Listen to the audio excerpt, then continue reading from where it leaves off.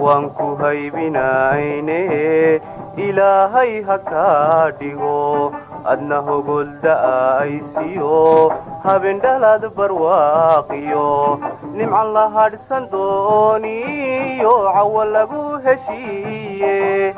عوال الله هارسان دونيو نمع لغو هشيه waxa heestan ka sii dhigaya mid dawdhaafa waa sida ay samaha ugu duraamanayso iyada oo haddana hoga tusaysa in xumaan soo hoyan karto waxay noo dardaar warinaysaa in sanad kasta berisamaad iyo beribaas labadaba laga helo iyo in sanadadu aysan hiba mug weyn inagu wada soorayn oo qaar loo mahadnaqo qaar kalena la habaaro kuwa hadhayna dabadaa waa la hubsan doonaa waa mucda heesta sanad yahow adigu waabad bilataye noqo mid noo camal samaada kuwa kaa dambeeya ma tahay iyagana waan hubsan doonaa u tala badsan doonaa isla markaana kasii baaraandegi doonaa sidii aan midho dhal uga dhigi lahayn dhab ahaan waa heesaan duugoobayn oo qaamuuska suugaanta dadku isku baantaan bogoga hore kaga jiri doonta